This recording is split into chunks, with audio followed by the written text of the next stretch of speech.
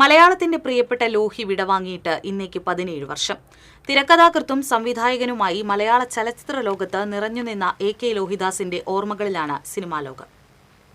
Sir വിചാരിച്ച ഒരു ജോലി ശരിയാക്കി തരാൻ പറ്റുമോ? ചോക്കുമലയിൽ ഇരിക്കുന്നവൻ ഒരു ചോക്ക് കഷ്ണം അന്വേഷിച്ചു പോയ കഥയുണ്ട്. കയ്യിൽ നല്ലൊരു തൊഴിലിരിക്കുമ്പോഴാണ് താൻ ജോലി അന്വേഷിച്ച് നടക്കുന്നത്.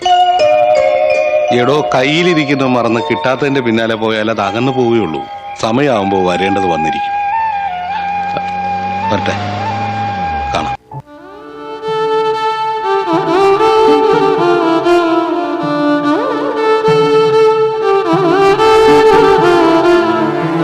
ജീവിതത്തിന്റെ ആഴവും പരപ്പും തിരക്കഥകളിൽ സന്നിവേശിപ്പിച്ച് ലോഹിതദാസ് മലയാളത്തിന് സമ്മാനിച്ചത് എണ്ണം പറഞ്ഞ ക്ലാസിക്കുകൾ. 44 തിരക്കഥകൾ എഴുതി 12 ചിത്രങ്ങൾ സംവിധാനം ചെയ്തു. അതിഭാവുകത്വമില്ലാതെ സാധാരണക്കാരോട് സംവദിക്കുന്ന കഥകളായിരുന്നു ഇവയോരോന്നും. മാറ്റങ്ങളുടെ കൂട്ടത്തിൽ വേണ്ടാത്ത ചില വിശ്വാസങ്ങളും ഉണ്ടായിപ്പോയി. ഞാൻ മരിച്ചുപോയാൽ വായ്ക്കരിയിടാനും മറ്റ് കർമ്മങ്ങൾ എന്താന്ന് വെച്ചാൽ ചെയ്യാനും ഇവനെ അനുവദിക്കണം. അതാണ് ആചാരം. അച്ഛന്റെ ചിതയ്ക്ക് മകനാണ് തീ കൊളുത്തേണ്ടത്. ഉള്ളുനീറുന്ന വൈകാരിക മുഹൂർത്തങ്ങളായിരുന്നു ആ തിരക്കഥകളുടെ അകക്കാമ്പ്.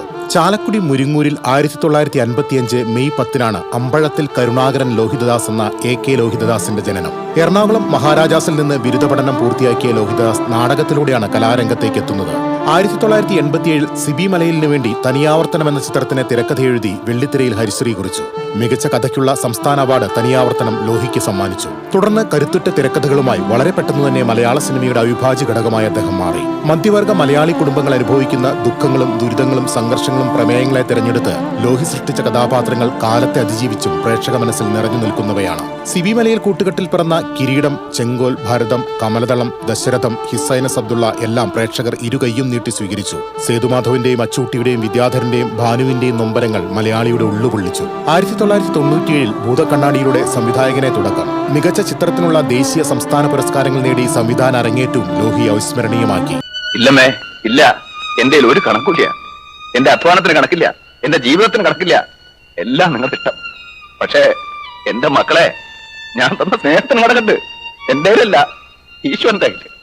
ആ കണക്കറിയാൻ നിങ്ങളുടെ പഠിപ്പ് പോരാ.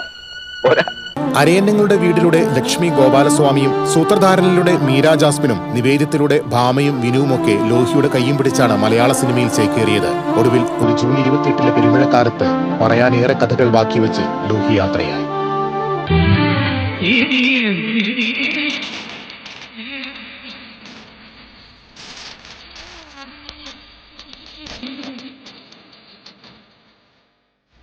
News desk.